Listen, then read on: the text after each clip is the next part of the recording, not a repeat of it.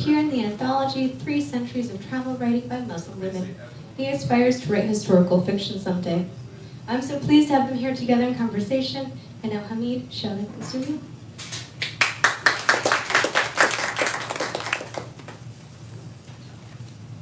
Well, thank you very much, everyone, for coming and listening to us. It's a great pleasure and honor to be among you. And I hope that you read the book, so less of talk for us. So maybe you'll be asking a lot of questions. We're ready for all kinds of questions. So it is a translated book. So therefore, it belongs mostly not to me, but to Shelley. My view is that translation is recreation of the book. It's like fostering someone's child. So in that sense, I entrusted everything onto Shelley. So why, Shelley, you don't start with the book? All right, foster mom here. Thank you, Pierce, for having us at the store tonight. It's really great to be in Boston's best bookstore. It's an honor. We're in the middle of a 3-week tour together, halfway through. It's been really fun so far. We have a lot of stories to tell thanks to this book. We Computers, unlike Hamid, I'm not going to assume that you've already read the book. We Computers, to give you a plot summary, is about poets. There's a French poet named Jean Pierce, who in the 1980s has been studying psychology, editing poetry journals, and then discovers the computer. And so he has an early PC. He's fascinated first with the way you can just take out a word and put it in a different place in the word processing program, or erase a whole paragraph, or change a letter here and there. And he starts to wonder what else the computer could do with the text. Could it write a text? Could it write a poem? Could it analyze a poem? And he starts training his computers to write and translate and analyze poetry. At the same time, Jean Pierce, the French poet, meets an Uzbek poet by the name of Abdul Hamid Ismail, whose name resembles that of the author, Hamid Ismailov, whose initials are AI. We should point out that this book was written in Uzbek before the advent of like ChatGPT and other LLMs that are writing poetry and stealing texts and processing texts and composing their own things right now. Several months before all that hype with ChatGPT first started up, Hamid had already written this novel about computers writing poetry. But it presciently predicted that so this Uzbek poet and the French poet would work together now. So now the French poet Jean Pierce is learning about a completely different poetic tradition, not 20th century French poetry, but ancient poetry from the Persian world and the Turkic world, taught to him by AI, Abdul Hamid Ismail. And he's training his computers with this type of poetry too. This does a couple things to the book. First of all, it opens up some philosophical conundrums about the nature of authorship, how it's changed over time and how it changes when there's technology in the equation. And it also gives an excuse, because as we know, LLMs need to be fed other people's texts, human texts, to thrive and to grow. So this book is full of texts fed into the computers to help them get smarter. And all of them were either dug up by Hamid, often translated into Uzbek by Hamid for the original, and now translated into English for this version. Did I leave anything important out of the summary? No, you said nearly everything, yeah. Nearly everything. Yes. For me, it's a bit sort of, strange to talk about this book. I use the metaphor of parentage. So just imagine, for example, after this book, I wrote another 5 books. So it's like telling now the story of my child, which is the 5th in the row, basically. Yes. So you're living like parent always with the latest child. So I do remember what I written last time, mostly, So it's kind of, imagination of this book now, for me, for example. So therefore, I rely more on Shelley, for whom that was not the last, but maybe penultimate book to translate. Yes, this child is still near and dear to my heart. Yes. Alive. For the reading part, I'll read to you a little bit of the philosophical conundrums that AI and Jean Pierce are talking about, arguing with, debating back and forth, and we'll get into some poetry as well. One tricky thing about Jean Pierce that kind of sets him down this road is that he's named after a French poet, a real French poet named Saint Jean Pierce, but his father messed up the name and called him Jean Pierce. This has always vexed him, and it irritates him throughout his life, but it also gets him started thinking about identity, especially poets' identities, the relationships between poets and things like this. And he starts to wonder, when he reads some work by Saint Jean Pierce, about whether, which thing is primary? Is it a poet's life experiences informing his poetry? Or is the poem just a collection of words that anybody could have written and the readers endow it with all the meaning it might have? So does the poet's life matter or not? So this triggers all kinds of existential crises, as you might imagine, in the poet who's pondering this thing. So here's a section. All Jean Pierce could think about was Saint Jean Pierce's life and poetry. From one point of view, hadn't the two of them been striving toward the same singular goal? Life was secondary for both of them, insignificant next to the creative work, and pure poetry was the point of life, wasn't it? True, Jean Pierce thought to himself, pure poetry may in fact be different from how Saint Jean Pierce and I understand it, and even actually its opposite, but in terms of life and work, the two of us are on the same page, that's for sure. But why do he and I place work above life, he thought. In Saint Jean Pierce's situation, there was a clear mismatch between the life of a civil servant and the work of a free-flying poet, which perhaps explains why he wanted to hide his office-oriented life. But let's say Saint Jean Pierce had not been a civil servant and had instead lived the life of a real poet like Verlaine or Rimbaud. Would his poetry have been different? Or are human beings, like our computers, simply programmed from the start? We'd put the program differently. Did a poet's meaningful life explain in the narrow sense as meaningful poetry? Or in still other terms, could a person who led a dull life compose compelling poetry? Once, AI had told Jean Pierce about a certain Russian psychologist's theory of information and emotion. According to this theory, the more information a person obtains about the situation he faces, the less emotion he feels. Feelings and emotions appear precisely when there is not enough information. And when there is too little information about a situation, the corresponding quantity of feelings and emotions fills up the space. It's sort of a balancing mechanism. Now you can guess where poetry, that crowded marketplace of feelings and emotions, comes from.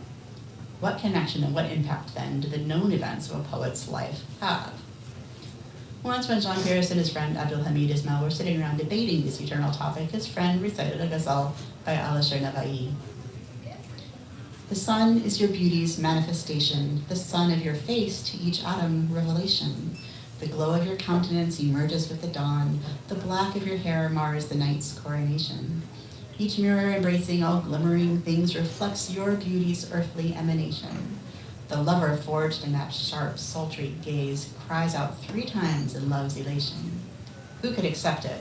Surely not me, sadly replete with mute frustration. I would not define one as lover, one beloved. Words see no pattern to these designations. Nava'i, you can't reconcile speech with truth, so cut out your tongue for divine self-negation. Apropos of our debate, said AI, and then he dove into an explication of the ghazal. To tell you the truth, Jean Pierce understood neither the ghazal nor its explication. His friend lost patience. Fine, I'll translate this into a modern language you can understand, he said, and he picked up a pen and a sheet of paper and turned out the ghazal in this form. Xudo termini fonemadan fenomen bo'lg'och, har epistemologik sistema topar rivoj. Birida substantiv holatning paydo bo'lishi demiurg semasin anglatgandek tropla toj. Buki emanatsiya va yo dixotomiya funksional tilda har subyekt yozgandek quloch. Ikkisida, uchida, etc. izomorflik, boshdagi tig'i g'ayrat operandi ulamo soch. Universal dialogik holat intensional. Kim aning ramzi mazohiri til bilmas tilmoch. Qusurlar nisbatila vahdati ziyon olib zarro. Nominal atamada til boshlar g'ayri iloj. Navoiy qilmadi tafqid guftugu bila fahm. Magar ki aylagaylik tilni qattu boshni halloj. The Persian term for God derives from a phoneme of phenomenology, forwarding the development of every system in epistemology. The first occurs when a substantive circumstances emerges, a crown of tropes bestowed by the demiurge semasiology. An embrace of every subject in the language of functionality is that same emanation or a certain dichotomology. Starting with sharpened blades, we have the scholarly operandi. From second and third, etc., we arrive at isomorphology. The intentional circumstances of comprehensive dialogicity represented by linguists lacking the audience's lexicology. There's danger in examining every defect in lost unity. A language begun in nominality is foreign pharmacology. Navae has never discovered any unity of speech and truth. Halaj is the man we put in charge of complex linguotheology. Whether AI was joking by that point or just plain crazy, the result was that Jean Pierce understood the point of the ghazal. It's our first excerpt for you. I hope you have also understood the point of the ghazal, and if you have, let me know. Thank you so much for that reading. And I just finished reading the novel, so I'm bursting with questions and ideas, but I'll try to articulate them. Since you were talking about the ghazal, let's begin with that form, because the ghazal love lyric, if you don't know it, it's the most popular form in genre in Persian literature, in Urdu literature. And here we have, a ghazal novel, and that to me was so amazing to think about, that you could bring these two forms, one a modern form, one a kind of a pre-modern medieval form, together in this way. What drew you to Hamid? And then I want to ask Shelley about translating these poems as well. But what drew you to this form? I know it's fundamental to kind of life and education in Central Asia, in Iran, and many parts of South Asia. But is that something from a personal place that you chose to look at the ghazal in the novel? From the very childhood, we're encircled by ghazal as a form. It's everywhere. Just imagine, for example, if you are here or in Europe, for example, listening on the radio and music, for example, and everyone is singing sonnet, for example. Every day, 24 hours, so, and all you do is listening to ghazal. Your granny, for example, is asking, she is ill, she is lying, and she is asking to read ghazals to her. So instead of playing football or something else with your peers, you are reading these ghazals either by heart or from the book. So ghazal is everywhere in our society. Especially in Tajik, in Uzbek, in Afghan society, in Persian societies. I met lots of people, not quoting myself, who learn, for example, by heart 1,000 ghazals and so on and so forth. One of the characters from this novel, our Uzbek Shakespeare, Alisher Nawai, before starting to write ghazals, he learned 100,000 verses. And he writes about that one. And obviously, exercising himself in ghazal form to the same extent, he developed his skills to such extent that while he was young, he wrote a ghazal, to which the sort of king of the poets of the time, Lutfi, came to him, to a teenager, and said, I'll exchange all body of my work for these 2 lines of your ghazal. And these 2 lines of the ghazal are in Uzbek, for example,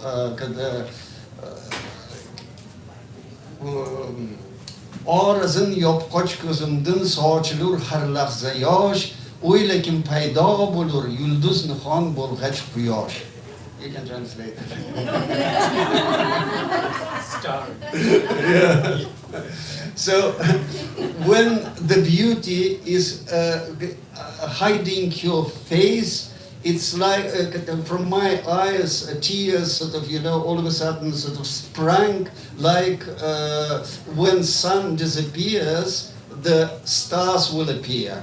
But here the trick, it's at the same time you can read that stars disappear when sun appears, or sun appears when star disappears. It's a perpetuum mobile of the image. So, and King of the Poets was ready to exchange the body of his poetry, which is excellent, to these two verses. So, when I'm saying about Ghazal, so Ghazal is apart from everything else, especially in Persian and in Turkic and Urdu, became, the universal form because of its ambiguity as well. Because in Turkic languages, Persian languages, there is no gender. And when you are saying, for example, about love and beloved, so beloved might be him, it might be she, it might be he with the capital letter. So, and people are playing, poets are constantly playing with this ambiguity. I found the kind of similarity between medieval sfumato technique. Sfumato technique by Raphael, by Leonardo, when there is this level of ambiguity, when you don't know whether the Madonna is moving towards you or from you, whether she is sort of, handing a child to you or she is protecting. So there is always this element of ambiguity and uncertainness. So the Ghazal is exploring extremely well this form, and extremely well this form is used by Hafiz. By Hafiz, who is the main character of this work. And why I decided to take this form, I played with those elements, because for me as well, what was interesting, with the AI appearance, which I witnessed much earlier than ChatGPT appeared, because I was with Oulipo in Paris, with poets who were writing generative poetry or introducing generative poetry. So for me, that element of uncertainness was very, very crucial. And I wanted to bring it at the center of this book. And, in sort of the main point of the Ghazal, in every Ghazal is the idea of separation, longing, and reunion with the beloved. And that's the basic story, I guess, of, a novel too, and a very strong kind of a voice, an I, a character, speaking. But in academic circles, Ghazals are notoriously difficult to translate. I mean, I've tried my hand at translating Persian to Ghazals, and not always successfully. But tell us about how did you deal with the poems in the book? This book is full of traps for the translator. I wasn't fully aware of them all before I got into translating it. So the trick is to see it as a challenge and a fun puzzle, rather than a vile trap. But it was fun to translate the Ghazal. It is true, no less a poet translator than Dick Davis wrote a famous article called "On the Impossibility of Translating the Ghazal." And he said it's too hard, it's like the emotions are all wrong for English language poetry in this day and age, and it's got this weird rhyme, repeated mono-rhyme at the end of every couplet. We can't do that in English because our grammar works differently. He had all these complaints about the Ghazal form. Symbolism, nobody knows anymore what wine means. Wine doesn't mean the same thing to us as it did to them. Tulips and nightingales don't mean the same thing to us as it did to them. So how can you translate this? So Dick Davis went on to translate all the Ghazals of Hafez very well. But he did at first declare that it was impossible. And many other people have also translated them into English, and they tend to translate them not in the Ghazal form, but in whatever form they're more used to. So American beat poets translated Ghazals like beat poetry. And I think Ralph Waldo Emerson translated Ghazals like Ralph Waldo Emerson. and the Germans translated ghazals like German romantic poets. So it has a long history of just being twisted into whatever you want. But I didn't have that luxury when I was translating them because the novel is about the ghazal, and the novel lays out very carefully like what the ghazal form is and what it requires, what all the symbolism is, how often it occurs, how important all the elements are. So I had a blueprint that I had to follow, because you can't have the narrators talk about the rhyme in a ghazal and then present a ghazal that doesn't rhyme. But this was freeing in a way, because I didn't have to decide on a form for myself. I had to kind of replicate it as well as I could. And then I was free to indulge in that emotional overload that Dick Davis identified. And just, gosh, it's a love poem, right? It's a love song originally, the ghazals. So it needs to be, it can be as like sappy as you want it to be and as overblown as you want it to be, and it just makes it more beautiful all the time. So I found the monorhymes, sometimes they work in English and sometimes they don't. So sometimes this like radif at the end of each couplet, I would move to the middle of the line so it would appear in the correct line, but not always at the end. Sometimes instead of a monorhyme, it would be replaced with a near rhyme or different kind of rhyme. But always, hopefully, my goal is to always make those rhymes surprising, something you could look forward to at the end of each line. It's like your reward for sitting through another bite of the song. Regarding the question of authorship or individuality in the ghazal, and this comes up in the novel, is how you'd have in medieval times you'd have a famous ghazal, and then other poets would sort of write an imitation poem. It would be actually better to call it a response poem, which would be partly you write in the same meter and refrain as a tribute to the original poem, but then you do something original. You want to outdo the original poem, so you're connected to that original poem, and yet you're doing something completely new. So I think that's really amazing that in the ghazal they're grappling with these questions about authorship and individuality,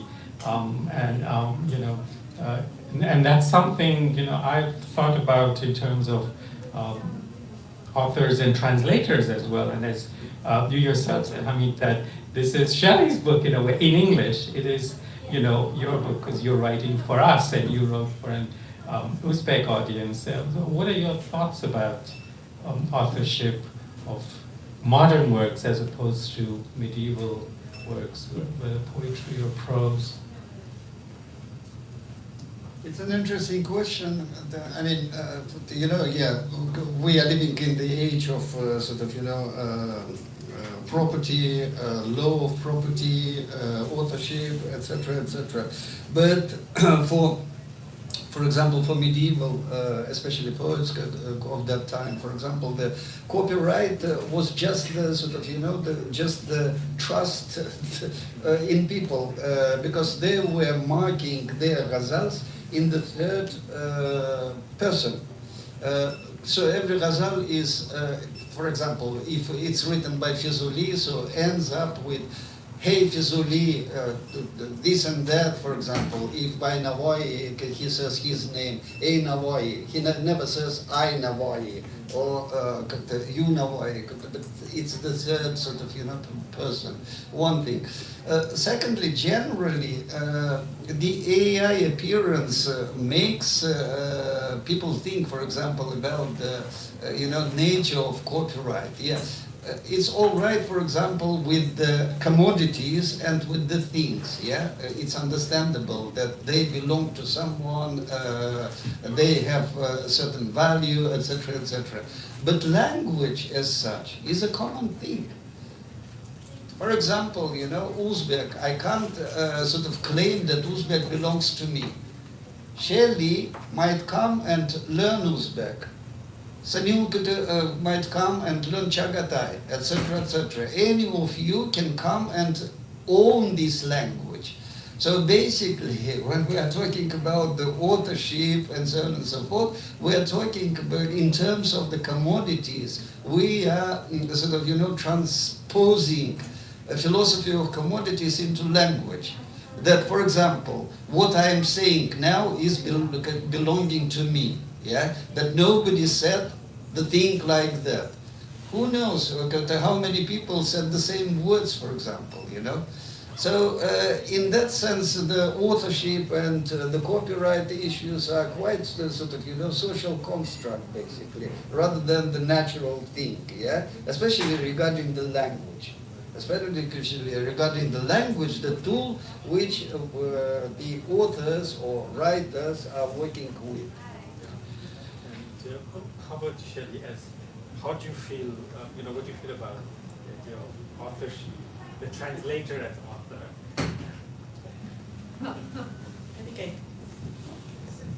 I'm not sure the translator is author of a new thing that it only exists thanks to the original thing.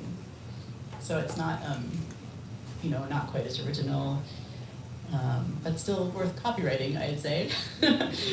Anyway, in the book, there's a whole debate again about this thing, and including copyright. The narrator, or one of the characters, actually comes up with the claim that copyright is a Western concept, intellectual property is a Western concept. And in the Eastern, or in the Islamic tradition especially, words and ideas, texts are a gift from God, and all human beings can do is just convey them, pass them on. So that's not an ownership, it's not a creation, that's just a dissemination. Though to be fair, we are measuring your sort of, you know, time and work on that one, yeah, to transpose from one language to another one. Because if philosophically, for example, to translate, yeah, if you didn't spend your time to translate, every reader is translating as well, you know, reading the same book, yeah, for themselves. They're feeling it with their sort of, you know, thoughts and so on and so forth. It's funny to read, for example, Shelley sends me the, you know, Goodreads reviews, for example, for this book. One particular lady compared it to Don Quixote, for example, which never, sort of, you know, happened neither to my mind or to Shelley's mind. I don't know why.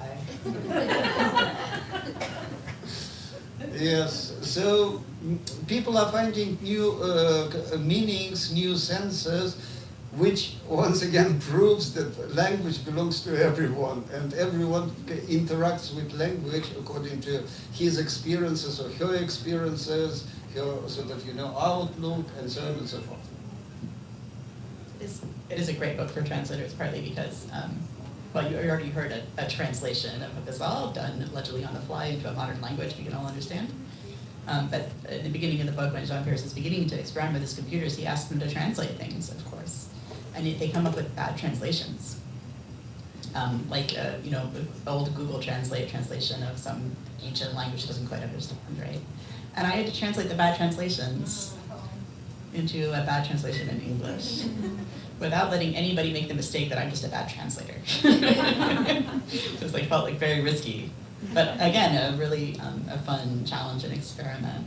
And there's poems, other types of translation too. There's poems written by Hafez when he's only a boy and just beginning to write poetry. So he writes like a beginning poet, and we have to translate that into beginning poetry in English. And then there's the more beautiful, mature poems, and all kinds of everything in between. So. I think the whole AI, question here, the way you handle it is so timely for us right now, especially in academia, because people are freaking out about what AI is doing with in the classroom. Our students are using AI or unsure how to use it properly. And I teach a course on Sufi poetry, and one of the assignments I gave to my students was that have AI, ChatGPT, write a ghazal in the style of Rumi. And, it produced really terrible poems. And maybe they're getting better by the day. That's the whole point of AI. But the thing is, was amazing is that, at the end of the semester, students were able to intelligently explain why these poems were not in the style, or they couldn't be by Rumi, So I guess AI has limits, but I'm wondering if that's really true now more and more, that AI can translate for you. I use it for my Chagatai lessons, and it does such a wonderful job sometimes, not always. But you were really ahead, I think, of this. The plot of this book, I think it's amazing that it's so clever with the character Abdul Hamid Ismail, and who becomes then, you know, the initial AI. And how did that come about? And especially, I think I read somewhere that you were not using, you had no experience with ChatGPT or any form of AI at the time. At the time, no, but I befriended one of the French poets who was the founding father of generative poetry. So we had a long friendship with him, which started in the late 80s when we produced one book, his computers, they wrote poetry, and I translated. I was the first human being translating poetry of the machine. Yes, and we published this book in 200 copies to make it rarity from the very beginning and to claim our sort of, you know, originality from the very beginning. So I had long discussions with him because, as Shelley said, you know, for him, at some point his manifestation was that human life means nothing. That the literature or poetry is just a combination of words. And especially when we take Hafiz, for example, yeah, we don't know lots about his life. A couple of anecdotes which are sort of, you know, going from book to book, but no biography, no academic sort of, you know, researches on his life, no historical documents. So all we know are just the anecdotes. And anecdotes, they are showing sort of, you know, mysterious life of poets at that time. So they are full, sort of, you know, you can try to read some of them maybe later. But they are showing the sort of, you know, imaginary life of them. But people, researchers, are trying to establish how many wives he had, what was the name of his beloved person when he was young, how many children he had, by his poetry. So it's so interesting what used to happen in the medieval time, especially with the same Ghazal. Just imagine that Ghazal is a very restricted form. So it's so restricted from every society, you know, formally, content-wise, in any sort of, you know, in any sense. It's a restricted form. So, and you are trying every time to find something new within this restricted form.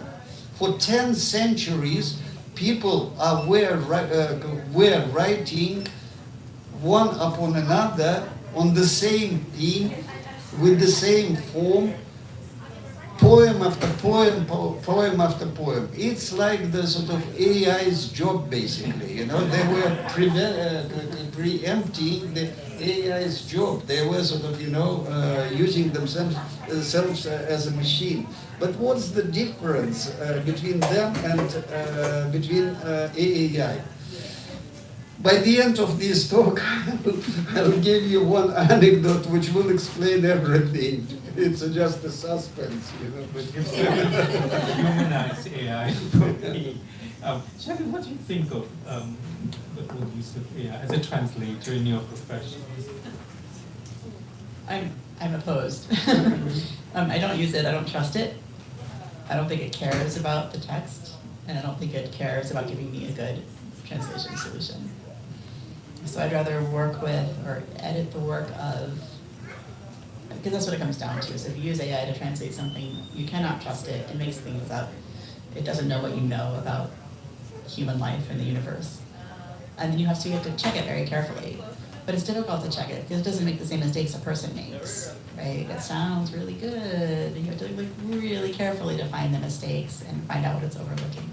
So I'd rather edit the work of a human translator, even a bad one who's trying, who wants to do a good job, has that real motivation, than a machine that doesn't care.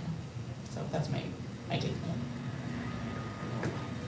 Yeah, maybe I can get in a couple more questions before we come to the audience.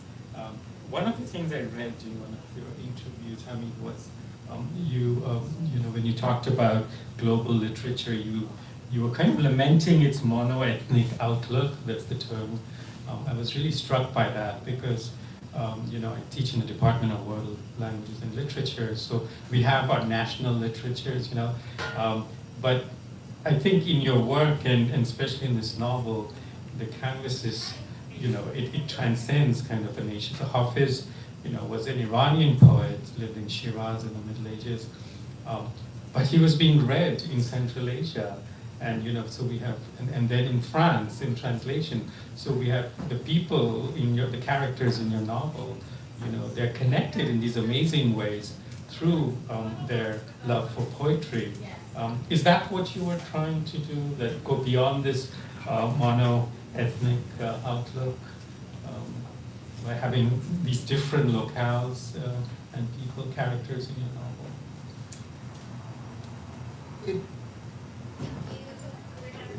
came during one night, you know, in my youth when, you know, when in one of the sleepless nights, so I decided to, you know, to draw the neighborhood of my childhood. Mm. Who were my neighbors? Do I remember them?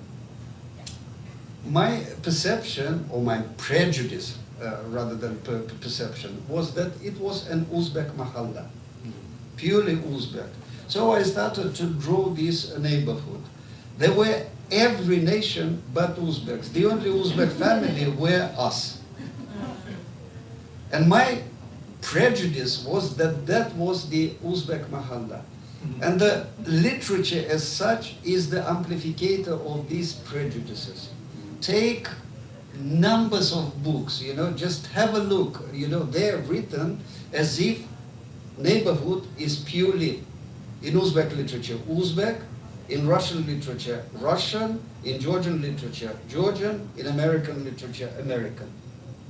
That's it, you know, take any sort of book, unless it's Zadie Smith or, you know, the modern writers who are sort of, you know, multicultural. And so from the very beginning, you know, that was the sort of impulse for the railway, for the station where I grew up, yeah, full of different nations. It was Noah's Ark, basically. How it came together, that was interesting question. The Soviets brought people from every breed to one place, for example. So naturally, it was full of stories, how people gathered in one place, you know, which was considered the Uzbek one. So from the very beginning, all of a sudden, I realized that I'm full of prejudices, you know. And one of the things which I try to do with my literature, and especially with techniques of literature, what I tried to do to bring to my novels is a sort of, you know, multi-narrations, polyphony of narrations, of different stories. Because all of us, we are our own story. In the family, for example, my wife has got her own story. I've got my own story. My children, they've got their own stories, you know, how to understand the situation, how to interact, and so on and so forth. My grandchildren, they have their own stories. It's a sort of, you know, interaction of stories, interaction of narratives. So what I wanted to bring into my novels is exactly that one. Yeah. And speaking of polyphony of languages, Shirley, one of the things I wanted to ask you, you're a primary translator of Russian, right? And Russian is an Indo-European language, and Uzbek is a Turkic language. How does translating those two sort of, you know, what challenges do they have? And, you know, and I believe this is the fourth novel of Hamid's you've translated. And how's that been for you? You know, becoming sort of more familiar with his style or his Uzbek. Yeah, I love translating Hamid Ismailov, novels, stories, poetry, essays as well. Yeah, we've translated 4 novels together now. One of them is yet to be published. We've got another one cooking at the moment, thanks to the success of this book, which is really nice. Hamid is such such a good storyteller, and every story of his, as he just explained, contains multitudes of stories. So every translation experience is a multitude of translations as well.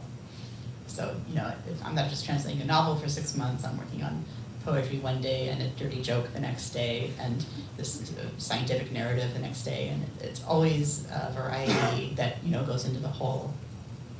I started translating from Russian, that's the language I learned first and best. I learned Uzbek a little later and started translating from that immediately as well, as soon as I had enough of vocabulary, because translation skills are the same no matter what language you're translating from. So the difference, not knowing Uzbek as well as I know Russian, is that I have not lived there, so I don't have like conversational skills in Uzbek really. So I have to do more careful research, find more sources, ask the author when I'm stumped about certain things or when I sense that I'm probably not getting some shade of meaning. Mead always says that he doesn't make life easy for his translators, but since he's one of only 3 Uzbek authors I really translate regularly, it seems normal to me. I just figure Uzbek is tricky like this. Maybe it's your fault, no, I don't know. Yeah. I guess I wanted to ask too was, you publish your novels on Telegram, is that I read? That's amazing to me that there's a huge readership on Telegram, you know, that really speaks with an amazing literary community. And how do you access, Shelley, the text of Telegram? Download, just the practicalities. Well, I don't have a Telegram account, so I just wait for the author to send me the text in PDF. Yeah, so easy enough. Maybe, yeah.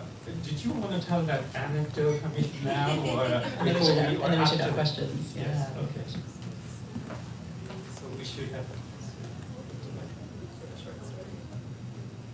Or is that later? Maybe it'll go later, yeah. Okay. Okay. So yes, please. Whether you read the novel or not, I'm sure. So I'm going to pass along the microphone for anyone who's got questions. Any burning questions right off the bat? Yeah, okay. I just love the cover of this book. It's like very striking, and I'm wondering if you can tell us a little more about how the cover concept came together. I was at the stag party of my son at the Isle of Wight. And I went to because everyone was after the long night, so I went to the local museum, to get refreshed a bit. And in the local museum, I've seen something like that, which was immediately strikingly good for this particular novel. And I sent the idea to Shelley, and Shelley passed it on to the editor of the book, and they liked it, and they worked with this idea, and they came up with this particular cover. What was the painting in the museum like? Or what is I don't know. The final version? The version of that one, not the version of that one, the computer instead of someone's head. Yeah. So.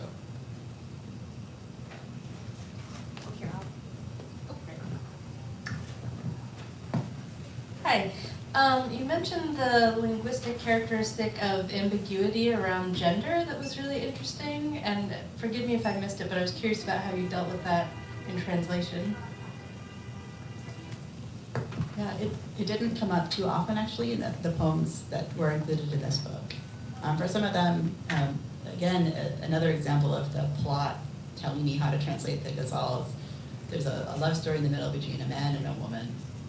So in that case, it was given, like, it must be he, the male poet, is speaking to a woman. So it was easy to make up my mind in that case. But obviously, that's not the only way they can be translated. Yeah, and sometimes you can switch things around a little bit and talk about you instead of he or she to preserve that ambiguity and not have to make a choice. There are other little tricks you can do. Yeah, but mostly it didn't end up being such a problem in the book.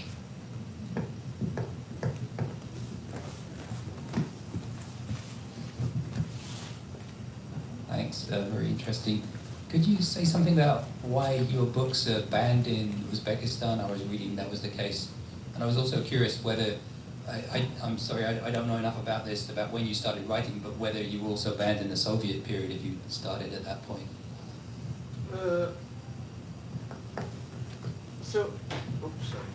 The ban came with my first book, The Railway, which was published partly in Zvezda Vostoka in Tashkent, and the sort of, the kind of, some parts of the novel were published, but the sort of main part of the novel was going to be published but was sent to pulp by the authorities, and the editorial board was dispersed.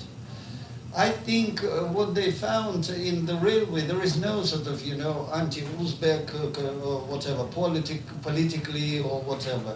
But I was laughing at everything. Basically, it was the sort of, kind of, goodbye to the Soviet Empire by laughing rather than crying. Yes. So that was the novel, which was a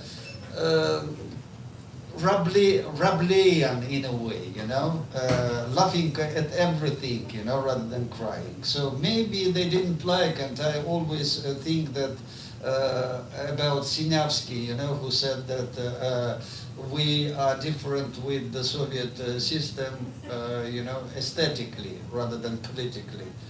So maybe that was the case. But then I started to work for the BBC. It's more sort of more understandable why they decided to, because we were quite critical of what's happening with the dictatorship in Uzbekistan, especially during the Andijani massacre.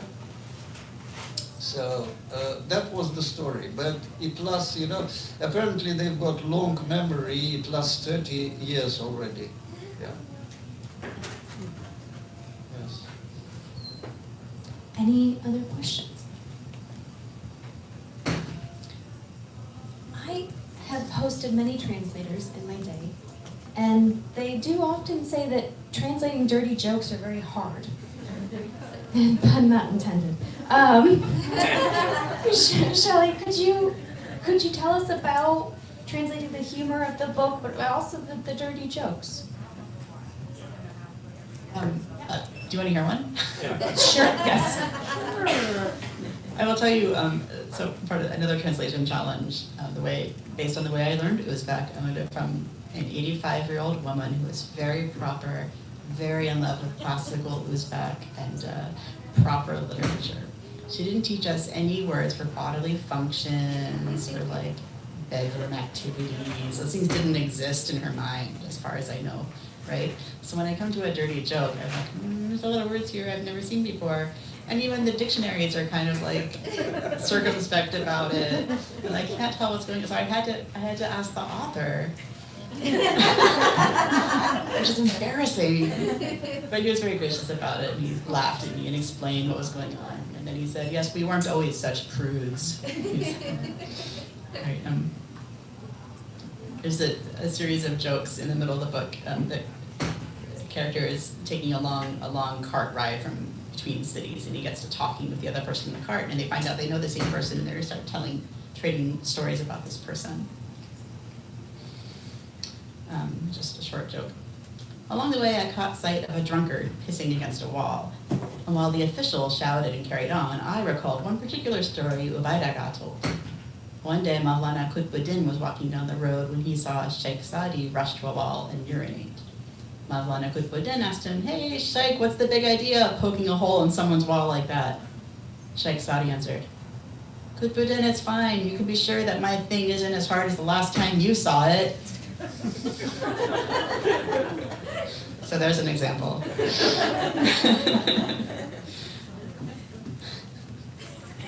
Yeah, it's a great Sadi, and nobody knows because it's written by Ubaid Zakani, so it exists in literature.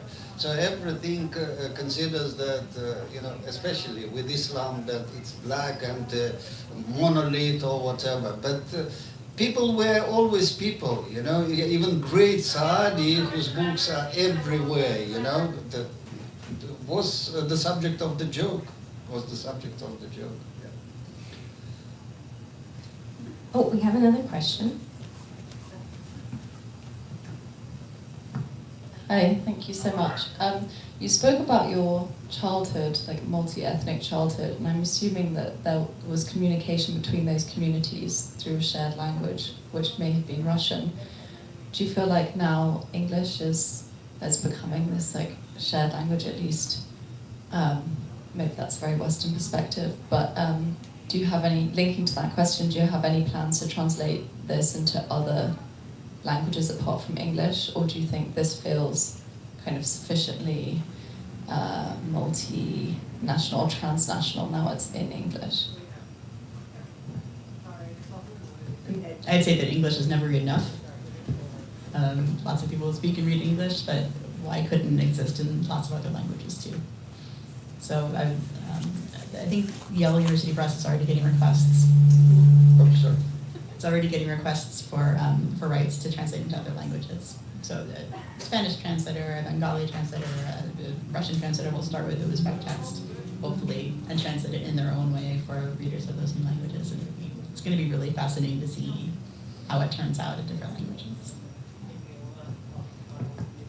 As for my part of the question, so about childhood and sort of interaction. So during the sort of Ramadan, all of us, Koreans, Uzbeks, Jews, who else? Gypsies that were there. So Mordva, Ukrainians. In our school, for example, we got together and we're going during the Halloween, children going around the houses, we were singing the Uzbek songs, and I can sing if you would like.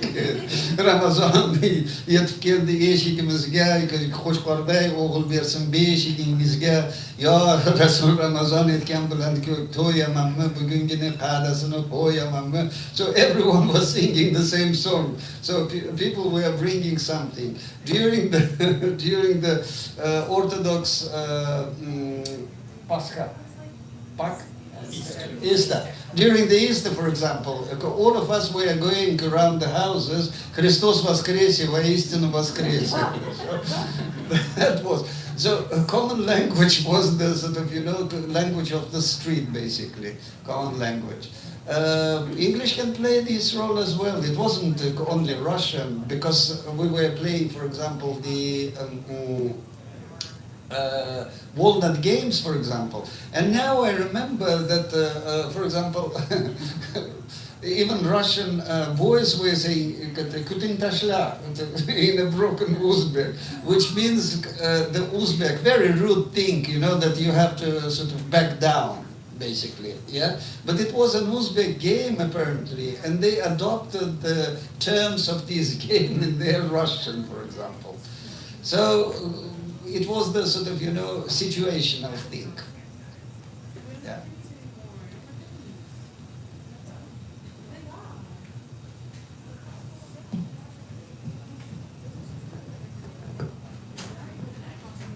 You mentioned that the poets would often refer to themselves in the third person. Is that what the title is referencing with We Computers? Yes, we did sort of disclose that this book is written by computers, kind of, the narrator is a computer. Once again, it's a challenge, like, for example, for a translator, even for the author, it's a challenge, how to write on behalf of computers. How we know that computers are that boring, yeah? So if you sort of, overkill it, overdo it, for example, the person will drop the book from the very beginning. So there are challenges here as well, and because it's written, why it's called We Computers, it's a reference to Tamerlane the Great, because he used to name himself in Uzbek, Byskim Amar Temur. So in Uzbek, the novel is called Byskim Computerlar. It's a sort of, we, Queen Elizabeth II, this kind of thing. We can be royal, yeah. wanted to call it "We Computers Most Exalted," but everyone agreed Yeah. that was too many words in the title, so Yeah. it's just "We Computers." Yeah. Thank you all so much. Those were incredible questions. We had just an amazing time with all three of you. Thank you so much for coming. We wish you best of luck next week. So we're gonna have our bookstore signing now. We have some champagne to celebrate. There's regular champagne and a non-alcoholic that's really nice. We're gonna have the signing line here. We've got books in the back. Thank you all so much for coming out tonight. Shall I tell the story or not? So the story goes like that. So two great poets, Navoy and Jami.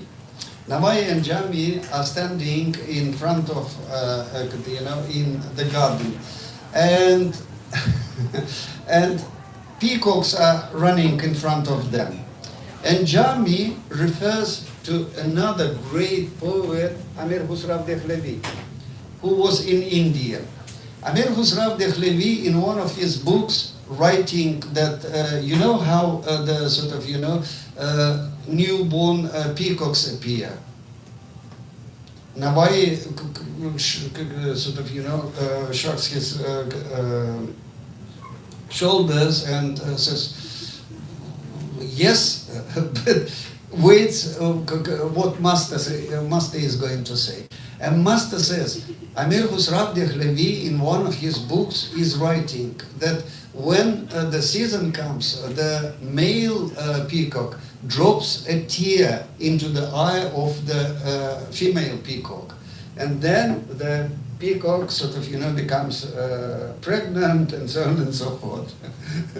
And now he shrugs once again and says, really? And Navai himself is writing this story and says, I felt so bad to sort of, to doubt what the great Jami is saying, referring to the great Amir Khusraw Dehlavi. But at that time, he writes further, one of the peacocks made the natural thing to another peacock. So ran and made the natural thing to another peacock. And at that time, the Jami shrugged his shoulder and said, your blasted truth prevailed.